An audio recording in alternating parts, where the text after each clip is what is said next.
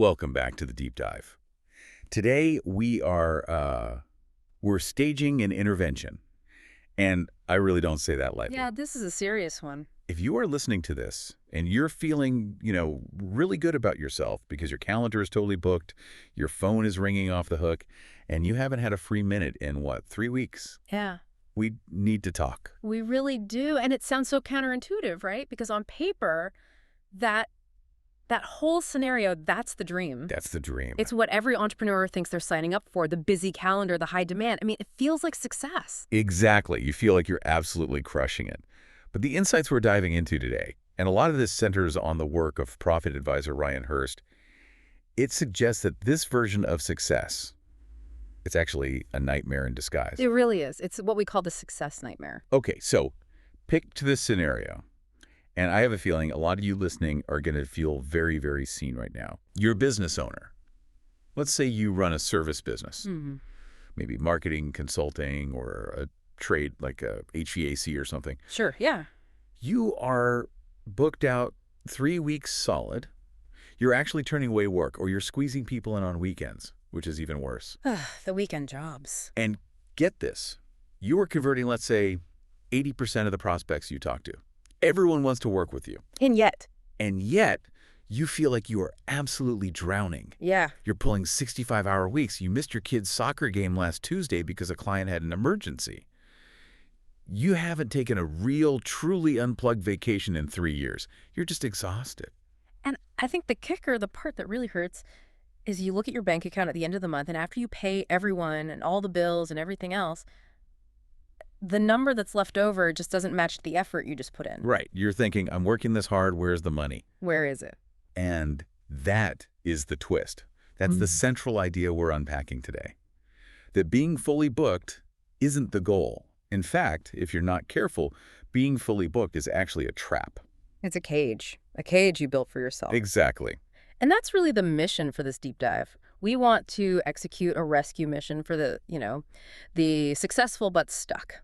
Right. We're not going to talk about how to hustle harder. We're not going to talk about waking up at 4 a.m. Thank goodness. We're going to talk about leverage. We're going to talk about math that, honestly, it feels a bit like magic at first, but it's really just about fixing broken systems. We've got so much to cover. We're going to talk about why having way too many customers say yes is actually a giant red flag. It is. We're going to break down some math that proves, and this is wild, that a smaller business can actually pay you more than a business twice its size. That's the good stuff. And we have this amazing analogy about a bicycle that I think completely changes how you visualize your company. Oh, the bicycle analogy is crucial. It explains so clearly why pedaling harder, which for most people means just getting more leads, why that won't fix a business that has flat tires. Okay, so let's just jump right into it. Segment 1, the capacity trap paradox. The capacity trap. It's such a fascinating psychological state to be in. It really is. Because when you have that high demand, it creates this illusion of health. You know, if everyone wants what you have, you automatically assume you must be doing everything right. It's a huge validation. That's a total ego boost. I'm in demand, look at me. Precisely. But let's go back to that number you threw out earlier, converting 80% of your prospects. Yeah. In the sales world, I mean, people high-five over a number like that. I closed 8 out of 10 people today. You tell me we shouldn't be high-fiving. We should be panicking, honestly. If you're converting 80% of the people you talk to, that is a massive, massive red flag. Okay, unpack that for me, because that feels so wrong. Why is a high yes rate a bad thing? Well, it generally implies one of two things, and usually it's both. First, your prices are almost certainly too low. If almost everyone says yes without blinking, there's no price resistance. And that means you are leaving margin on the table with every single transaction. Okay, that makes sense. What's the second thing? The second is that you are too accessible. You haven't built any filters into your process. You're essentially letting anyone and everyone in the door. And when you let anyone in, especially at a low price point, you fill up your capacity with low leverage work. You've built the cage, you are completely capped out on time, serving clients who aren't paying you a premium, and you literally cannot take on a better, more profitable client even if one fell in your lap. Why not? Because you're too busy serving the cheap ones. You have no time left. Wow, that is actually terrifying. It's like you filled your entire restaurant with people who are just buying appetizers, so now you have no tables left for the people who want to buy the steak and lobster. That is a perfect analogy. That's exactly what's happening. Yep. And the mindset of the owner stuck in this trap is usually, I just need a few more clients so I can hire some help. Right. They think revenue is the solution. Always. If I can just get to $1 million in revenue, I can hire a manager, and then finally, I can take a breath. But that plan fails, doesn't it? It fails spectacularly because if your business model is broken, if your margins are paper thin, every new client just brings more work, but they bring that same tiny margin. So you're not actually growing your profit. No. You're just growing your busyness. You are scaling the chaos. Scaling the chaos. I love that. Well, I mean, I hate it, but it's a brilliant way to put it. So the core realization here is that this isn't a revenue problem at all. It's a leverage problem. Exactly. You are pulling one single lever, your own capacity, your own hours, as hard as you can, while all the other more powerful levers in the business are just sitting there rusting shut. Okay, so you just mentioned margin. And I think this is one of those words that gets thrown around in meetings, and everyone just kind of nods like they know what it means. But let's be real, a lot of us just look at the bank balance at the end of the month. Yeah, that's not your margin. So let's get into the actual math. This is segment 2, the profit margin reality check. Right. Revenue is vanity, margin is sanity. It's an old saying, but we really need to internalize what it means in, 2026. Okay, so there's this incredible comparison scenario that I want to walk through really slowly, because when I first saw this, I actually had to stop and do the math myself because I didn't quite believe it. Let's do it. It's an eye-opener. Okay, listener, I want you to imagine two businesses. We'll call them Business A and Business B. Okay. Business A is doing $500,000 in revenue. So not a giant empire, but a solid, healthy service business. And they're running at a 30% profit margin. Which, by the way, is a very healthy benchmark for a service business. That's a great target. Good to know. So 500 grand revenue, 30% margin. That means the owner takes home, or the business keeps as profit, $150,000. Okay, keep that number in mind. $150,000 profit. Now let's look at Business B. This is the business the owner loves to brag about at the cocktail party. Oh, yeah, this guy. They're doing $1 million in revenue, the big 7 figures. Yeah. But because they're inefficient, because they are deep in that capacity trap we just talked about, they're only running at a 10% margin. And that 10% number is dangerously common for businesses that are just chasing growth without thinking about leverage. Okay, so $1 million in revenue times a 10% margin. Yeah.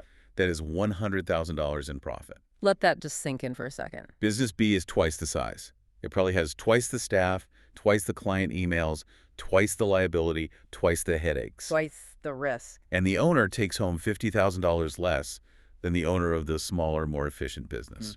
That is the aha moment, that right there. The owner of Business B is likely stressed out of their mind, managing a bigger team, putting out more fires every single day, and they are essentially paying $50,000 a year for the privilege of saying they have $1 million business. That's so painful. Yeah. You're literally paying for ego. It is, 100%. And it happens because people don't really understand the different types of margin. We should probably clarify those terms really quickly, just so we're all on the same page. Yeah, good idea. Let's do a quick glossary. Gross margin, operating margin, net margin. Lay it on us. Okay, simplest possible terms. Gross margin is your revenue minus your direct costs of delivering the service. So if you paint houses, this is the cost of the paint and the wages for the painter on that job. Okay, so it tells you if the job itself is profitable. Basically, yeah. Is the service priced correctly at a fundamental level? Then you have operating margin. This is the holy grail for what we're talking about today. This is your revenue minus all the running costs. Your rent, insurance, marketing, software, the office snacks, everything. Yeah. This is the metric that tells you if your business model actually works. Got it. And net margin. Net margin is just what's left after the tax man comes and takes his share. That's your true bottom line. But for the purpose of fixing a broken business, we really need to focus on that operating margin. If that number is unhealthy, the business itself is unhealthy. And you mentioned 30% is a good benchmark earlier. Yes. For a service-based business, 30% operating margin is a fantastic target. It's the difference between being on a treadmill and driving a vehicle for wealth. Explain that. A treadmill versus a vehicle. If you're operating at, say, 10%, you are on a treadmill. You have to keep running, keep bringing in new deals just to stay in the same spot. There's no room for error. But at 30%, you're building reserves. You can invest in growth. You can weather a slow month. You're actually moving forward. So if you're listening right now and you don't know your operating margin, that is your first piece of homework. Absolutely. Stop everything and figure that out. Because without healthy margins, growth is just, what did you call it? A treadmill that never takes you anywhere. Okay, so we've identified the problem. We're trapped, we're way too busy, and our margins are thin. But how do we actually fix it? This is where it gets really interesting for me. Because most people, they know the formula for margin. It's net income divided by revenue. But you can't just stare at a formula and tell it to go up. Right. The formula is a scorecard. It tells you the score of the game, but it doesn't tell you how to play the game better. Which brings us to the 7 levers.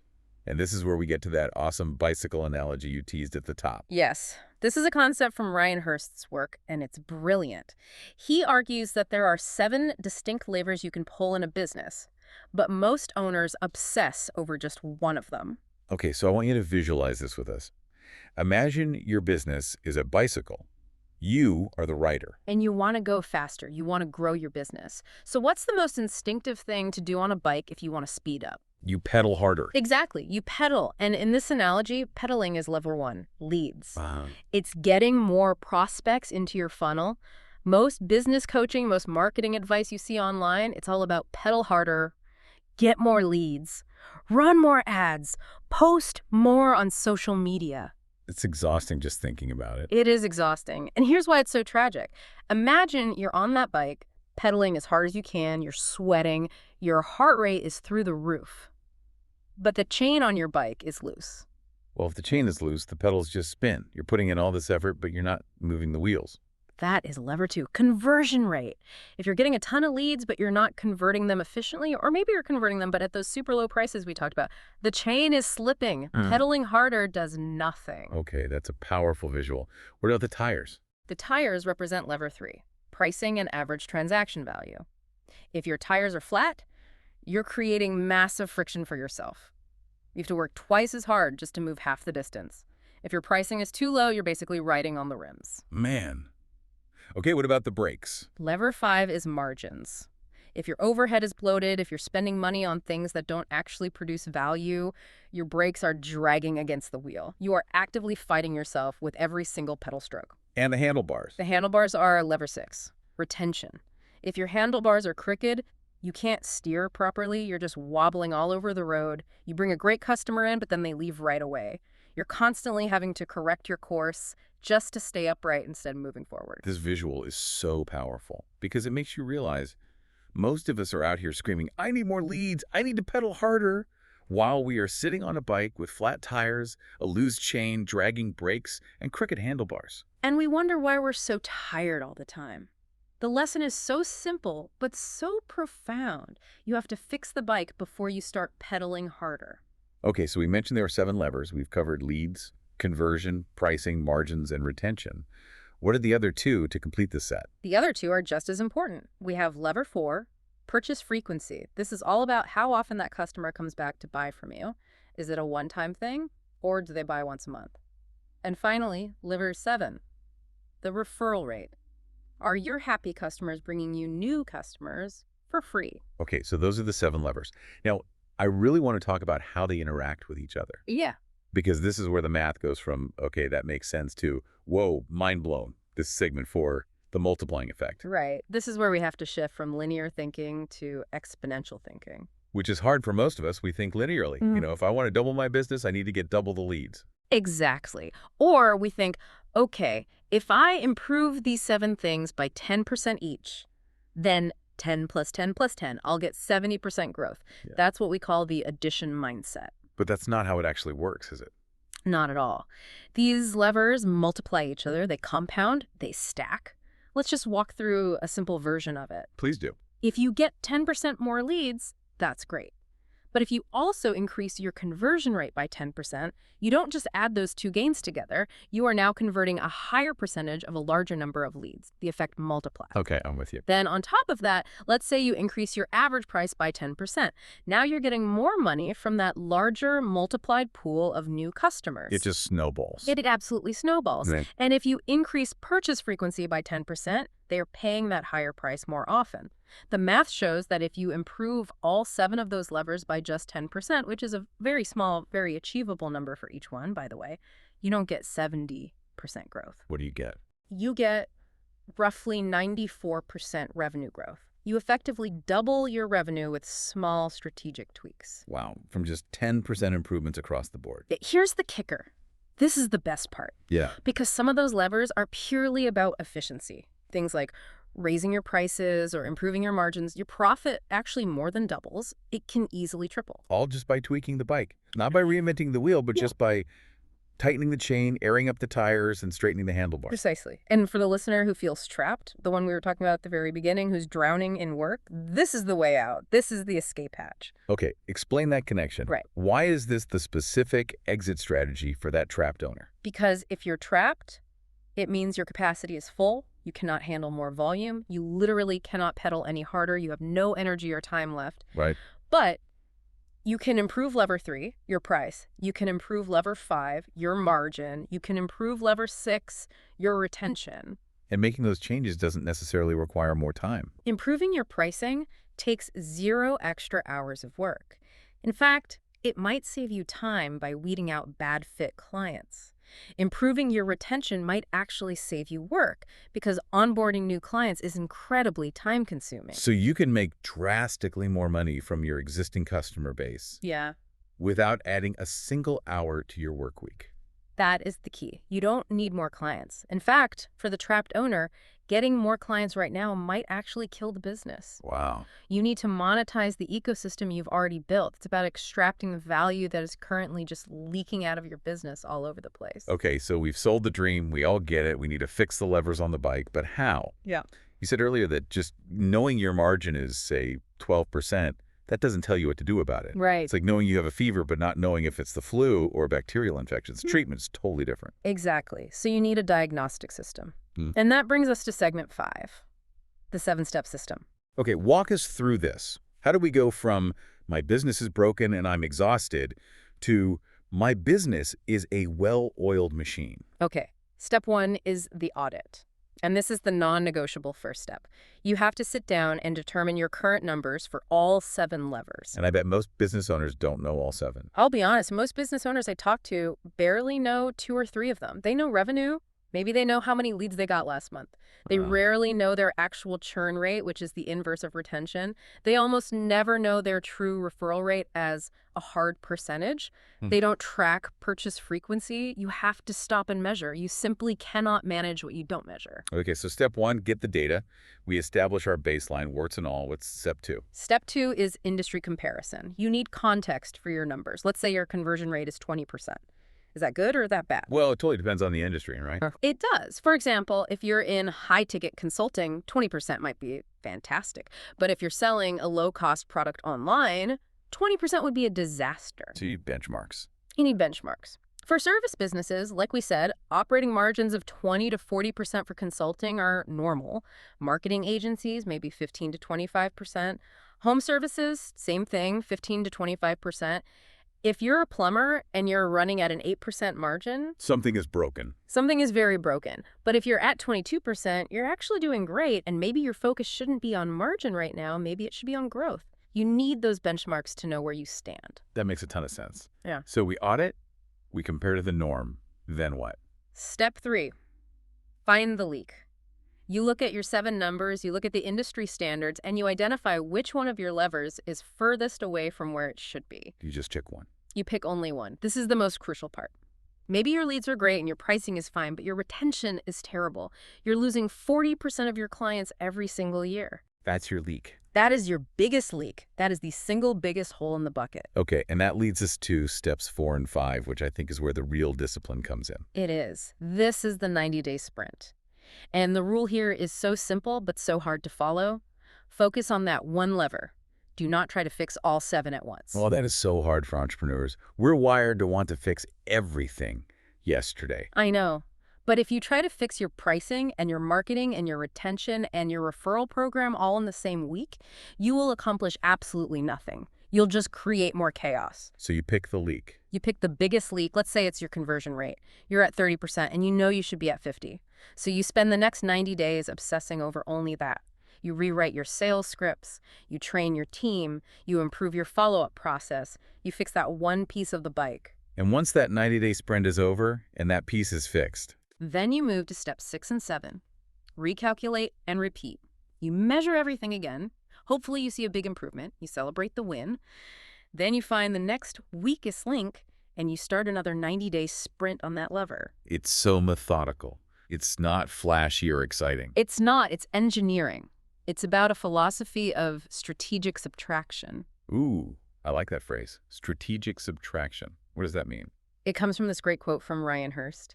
Just because you can doesn't mean you should. So that can... Just because you can doesn't mean you should. Wow. Just because you can take on that difficult, low-paying client doesn't mean you should. Just because you can add a whole new service line to your business doesn't mean you should. The goal is to stop pouring more water into a bucket that's full of holes. So sometimes profit growth comes from doing less. Often it comes from doing less of the things that don't work rather than just doing more of the things that do. That is such a relief to hear. I feel like in the hustle culture world, we're constantly told to do more. More platforms, more services, more offers, more. The idea that we can actually make more money by focusing, by fixing what we already have is, well, it's liberating. It's the fundamental difference between being busy and being profitable. Okay, so let's bring this all home. We have covered a lot of ground: the capacity trap, the bicycle, the math, the system. What are the big takeaways we want our listeners to walk away with today? I think takeaway number 1 is simply this. Success is not being fully booked. That is so often a cage. If you cannot take a real vacation without your phone glued to your hand, you do not own a business. You own a job. And it's a job with a terrible boss, you. Exactly. A terrible, relentless boss. Okay, that one hits home. What's takeaway number 2? Stop obsessing over your revenue number. Revenue is vanity. Remember business A versus business B? I would so much rather own the $500,000 business with high margins than the $1 million business with low margins. The goal is profit, not just bragging rights. And the final one, takeaway number 3. Stop pedaling harder. If you feel stuck and exhausted, working more hours is almost never the solution. You have to get off the bike, look at the mechanical systems, the chain, the tires, the brakes, and fix the levers that are holding you back. I love it. Clear, simple, actionable. Now, before we sign off, I want to leave our listeners with a challenge, a final provocative thought, if you will. Let's do it. I want you, yes, you listening right now, to open up your calendar, pull it up on your phone or your computer, and just look at next week. Look at all those appointments, the meetings, the client calls. And as you look at each one, ask yourself, how many of these are just pedaling harder? How many of those are just you frantically trying to keep the broken bike moving? And here's the real challenge. What if you cancel just 1 hour of that pedaling? What if you took 1 single hour this week, not to do client work, not to answer emails, but to sit down and actually calculate your 7 levers? Sit down with a spreadsheet or a piece of paper. Find your real conversion rate.